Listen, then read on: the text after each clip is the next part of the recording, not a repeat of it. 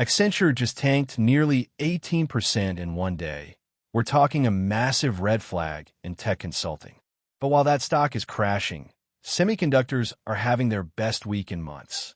So what's actually happening under the surface? Let's find out what it means for you. Let us start with the indices. So the Nasdaq data isn't coming through clean today, but here's what we know. The semiconductor space is absolutely crushing it.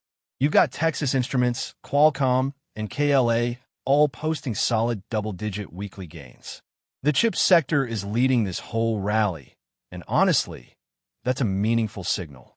Tech is still the engine of this market, and when semis are running hot like this, it tells you there's real conviction happening. The Dow closed up 0.14% today and up 1.41% for the week. So a quieter day, but a solid week overall. Here's the interesting part. The Dow and Nasdaq are actually moving in different directions right now. The Dow's being a bit more defensive, while tech is screaming higher. That tells me there's some tension in the market, some rotation happening between growth and value. Not a red flag yet, but definitely something to watch. Now here are the top movers of the day.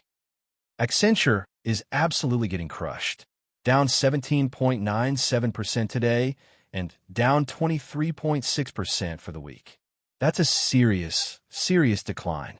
This is about consulting headwinds, client spending concerns, and probably some guidance miss or forward commentary that spooked the market.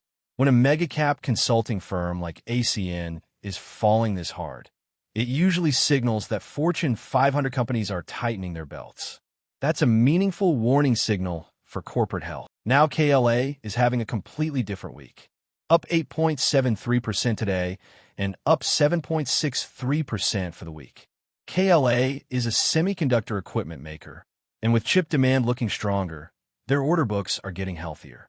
This is a direct beneficiary of the AI boom and increased CapEx spending by semiconductor manufacturers. Basically, when the chips are hot, KLA makes the tools that make the chips. That's why it's running. Texas Instruments is right there with KLA up 6.95% today and up 8.67% for the week. TXN is a fundamental semiconductor player, analog chips, industrial demand, and they're benefiting from the exact same tailwind. The broader semiconductor thesis is intact, and when you see both the equipment makers and the chip makers running together like this, it tells you the sector momentum is real, not just hype. Qualcomm is up 6.17% today and up 11.41% for the week. That's the biggest weekly mover in the semiconductor space right now. Qualcomm is all about mobile, 5G, and now AI chips for phones and data centers. The market is rotating into semis hard, and Qualcomm is a core holding. When you see double-digit weekly gains on a mega cap like this, you know institutional money is moving in. Northrop Grumman is down 5.21% today and down 5.61% for the week. NOC is a defense contractor, and here's the thing, while semis are ripping, defense is getting a little bit of a breather. Could be profit-taking, could be some concerns about government spending priorities. Defense stocks have run hard, so a pullback here isn't shocking. But when you see divergence like this, semis up huge, defense down, it says the market is picking winners and losers right now. Now let us look at energy and fuel. Oil slipped just a tiny bit today, down 0.08% to 76.54, but the real story is the weekly chart. We're down almost 10% on the week, and that's significant. Demand concerns are creeping in, and OPEC's grip on prices isn't as tight as it used to be. Supply feels pretty stable right now. So this is really about whether the global economy is cooling off. That's the question hanging over crude heading into next week. Natural gas was down almost a full percent today, sitting at 3.20, but the week is actually up 2.56%. So there's been some volatile trading here. Summer cooling demand is ramping up, which usually supports prices, but you're also seeing some supply pressure come in. Storage levels and weather patterns are the real movers for this one.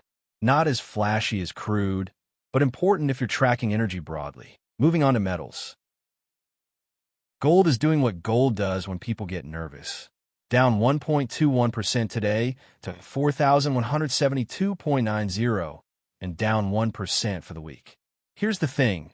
With the Fed looking more hawkish than expected and interest rates potentially staying higher for longer, safe haven demand actually weakens a bit. Higher rates make gold less attractive because it doesn't pay you anything. So when the Fed sounds tough, gold tends to struggle. That's what we're seeing play out. Silver got hit even harder, down 2.02% today and down 4.35% for the week. So silver underperformed gold, which is interesting. Silver usually moves with gold, but it's also got that industrial demand component, right? With manufacturing and construction potentially slowing in a higher rate environment, the industrial demand side of silver is getting pressured. That explains why it's falling faster than its precious metal cousin. And finally, let's look at tomorrow. All right, here's what's on the radar for Monday. Fed Waller is speaking in the morning, and that matters because the market is now pricing in a much more hawkish Fed under Warsh than people expected. So whatever Waller says could reinforce or challenge that narrative. Then at 3:30 p.m., we get the CFTC positioning data for crude, gold, and the major indices. That'll tell us what big money is actually doing with leverage. The headline for next week is simple. The Fed is tougher than expected, semis are leading, and consultants are in trouble. Watch that divergence, stay nimble, and remember, the market is always forward-looking. Opportunities show up when everybody's focused somewhere else. For your daily market update video, don't forget to hit that subscribe button and turn on the notification.